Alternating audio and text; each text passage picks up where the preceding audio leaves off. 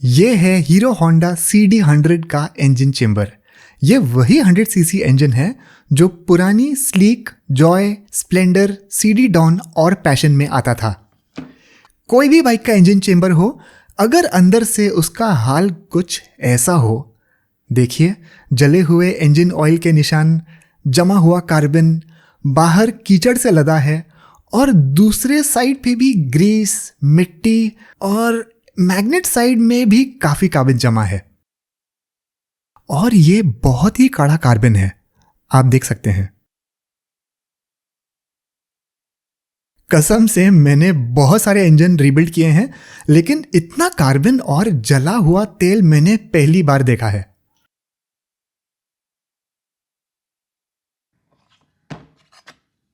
यहां कॉइल और magnet fit होते हैं। कार्बन देखिए। और यहां फ्रंट स्प्रॉकेट लगता है।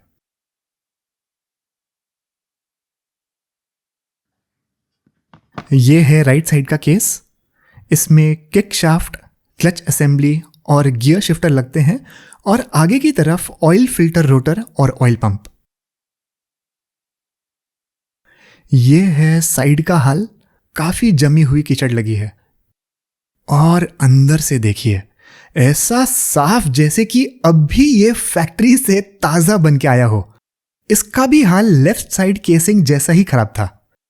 मैं आज आपके साथ इंजन केस साफ करने का ऐसा तरीका शेयर करूंगा जिससे गंदे से गंदा केसिंग भी नए जैसा साफ हो जाएगा।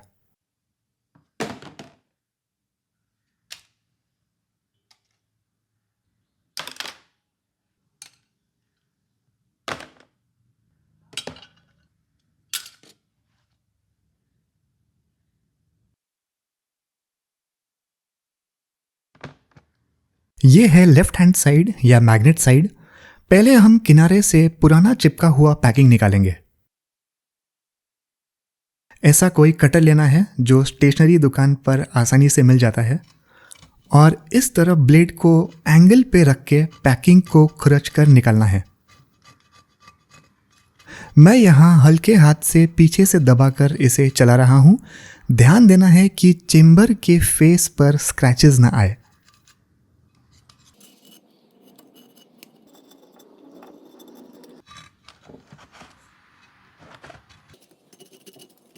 और जहाँ आपको लगे कि पैकिंग सूखा हुआ है या ज़्यादा चिपका है, थोड़ा WD-40 स्प्रे करना।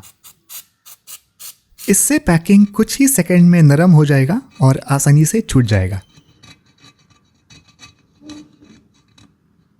देखिए, क्लीनिंग का पूरा प्रोसेस स्लो होता है। आप जितने फोकस और प्यार से काम करेंगे उतना ही अच्छा रिजल्ट मिलेगा। अगर कोई मैकेनिक ने पैकिंग को ग्रीस से चिपकाया हो, जैसे मैं यूजुअली करता हूँ, तो ये जल्दी छूट जाता है। मुझे ये पूरा साइड साफ करने में लगभग 20 मिनट लग गए।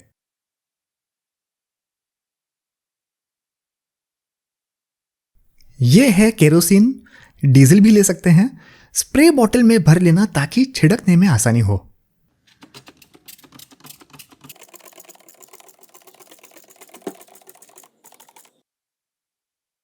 हेयर डाई ब्रश के लंबे बाल और इसका हैंडल गहरे एरियाज के लिए परफेक्ट है। और ये हार्ड टूथब्रश है जो बाकी जगह रगड़ने के लिए बेस्ट है। कोई कोई तंग जगह के लिए 1 इंच का paint brush hair dye brush से बेहतर होता है।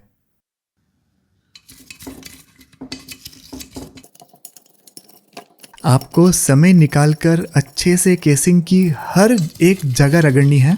इससे पूरा कार्बन नहीं हटेगा, एक्सपेक्ट भी मत करना, लेकिन काफी हद तक साफ हो जाएगा।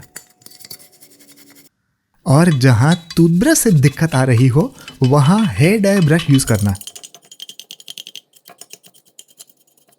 मैं पीछे हाथ रखा हुआ हूं ताकि तेल वाला छींटा बाहर ना उड़े। ये ब्रीदर एरिया के लिए पेंट ब्रश सही है। अंदर का एरिया कंप्लीट हो गया। अब साइड्स बाकी है और ये पूरा साइड।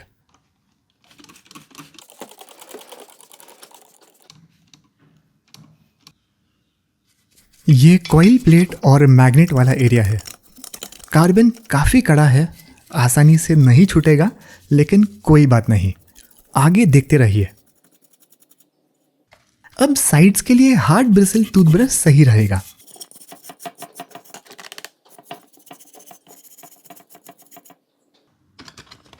देखिए, हेयर डाई ब्रश के पीछे वाली प्लास्टिक टिप जमी कीचड़ उखाड़ने के लिए बेस्ट है। इससे केसिंग पर स्क्रैच नहीं आएगा और एकदम सेफ रहेगा। अगेन, जितना हो उतना ही निकालें। इस स्टेज पर पूरा नहीं निकलेगा तो चलेगा, लेकिन काम अच्छे से करना, आगे जाकर आपका टाइम और मेहनत दोनों बचेगा। ओके, हो गया। पूरा आधा घंटा लगा।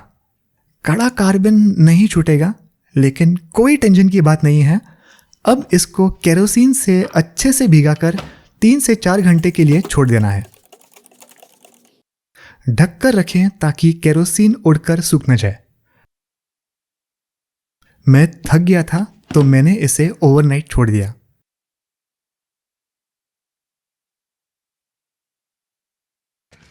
Welcome to day 2।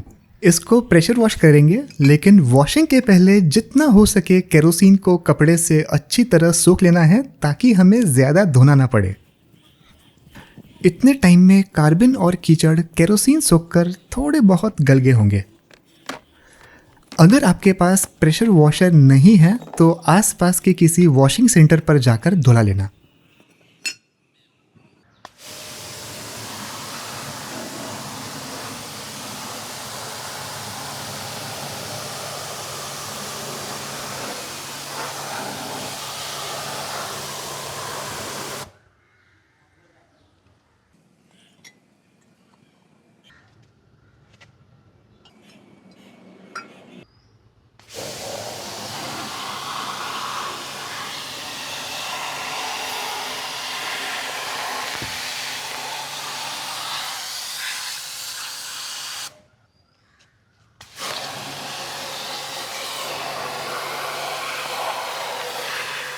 शूटिंग के इस वक्त फ़ोन कैमरा के लेंस पे काफ़ी पानी स्प्रे हो गया था, लेकिन क्लोज़अप के लिए थोड़ा रिस्क लेना पड़ा ताकि आपको क्लियर हाई क्वालिटी वीडियो देखने मिले।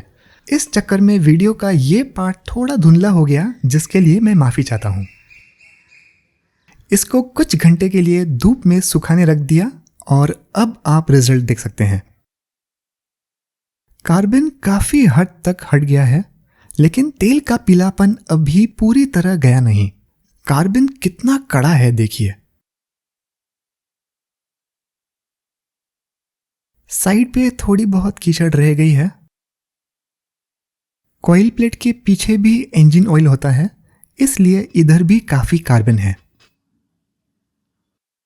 चलिए अब नेक्स्ट स्टेप पे जाते हैं।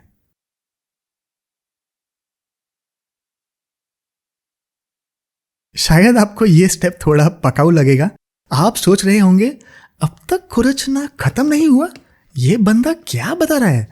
लेकिन ये एक बहुत ही इंपॉर्टेंट स्टेप है, और अगर आपने केरोसिन से रगड़ने के स्टेज पर अच्छे से कीचड़ निकाला होगा तो अब ज़्यादा टाइम नहीं लगेगा। आपको अच्छे से चेक करना है और जितना भी बचा खुचा कीचड़ है उसे खुरच कर निकालना है। और हाँ, ज़रूरी नहीं है कि पूरी तरह से निकालना है, जितना निकले उतना ठीक। थोड़ी मेहनत करनी पड़ेगी, लेकिन प्रॉमिस ये आखिरी बार है। मैंने कुल्फी स्टिक को थोड़ा नुकीला करके ये बना लिया। इससे पेन की तरह पकड़कर काम अच्छे से हो जाता है और केसिंग पर स्क्रैच भी नहीं आता।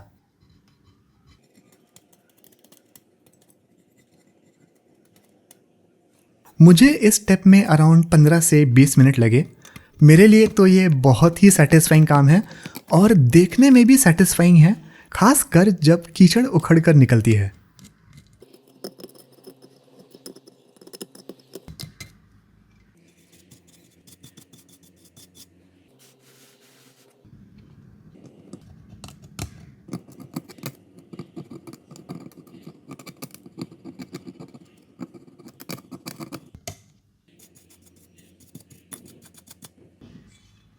ये स्टेप कंप्लीट हुआ और अब देखिए कितनी मिट्टी निकली है।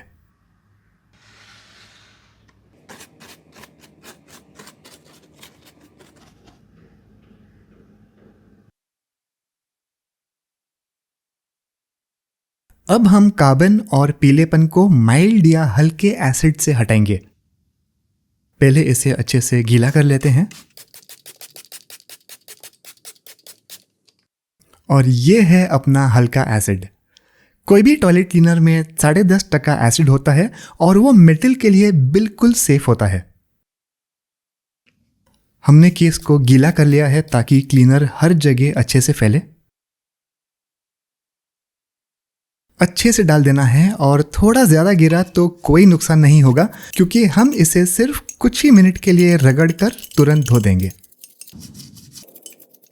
इसको भी पिछले स्टेप में केरोसिन की तरह अच्छे से रगड़ना है।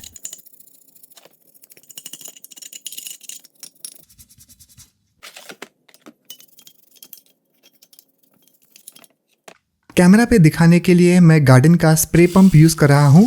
वैसे तो बेहतर होगा कि आप हैंड शावर या नल के नीचे धो लें।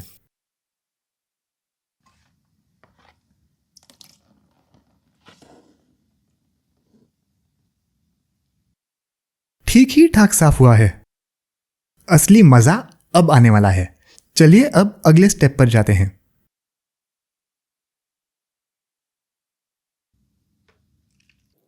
गर्म पानी लेना है, लगभग आधा लीटर, और इसमें कॉस्टिक सोडा डालना है, बस इतना सा।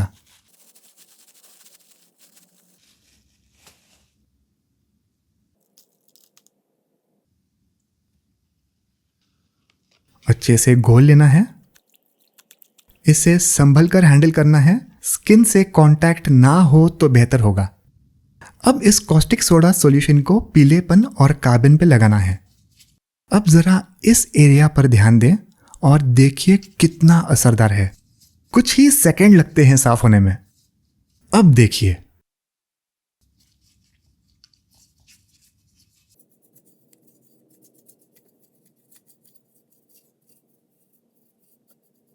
कॉस्टिक सोडा एल्यूमिनियम का बहुत बड़ा दुश्मन है, इसलिए आपको ज्यादा देर के लिए छोड़ना नहीं है। जैसे ही दाग निकल जाए तुरंत ढेर सारे पानी से धो देना है।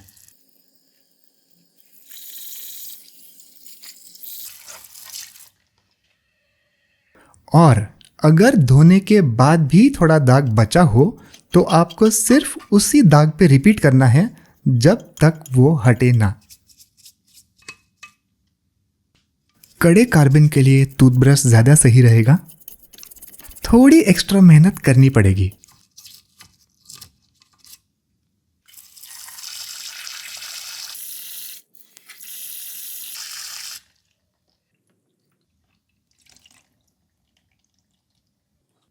देखिए एकदम साफ।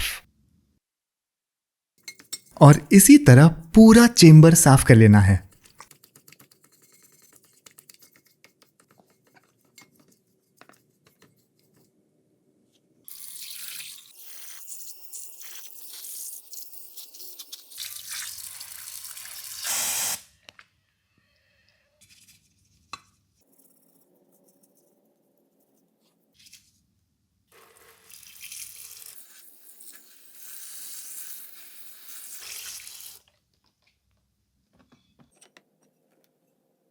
इस तरह कार्बन बच जाए तो टेंशन लेने की कोई बात नहीं, बस रिपीट करना है।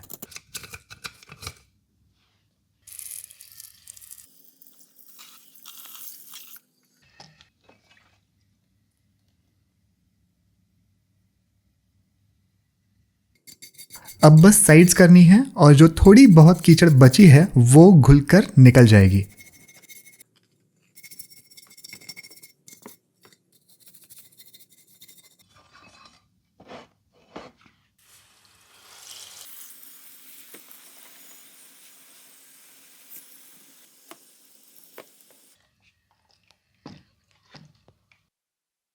सूखने के बाद ये बेरिंग की जगह रस्ट हो गई है क्योंकि ये लोहे का है।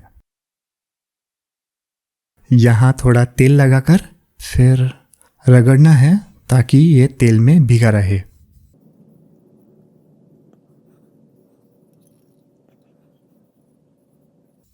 इस बेरिंग को मैं बाद में निकाल लूंगा।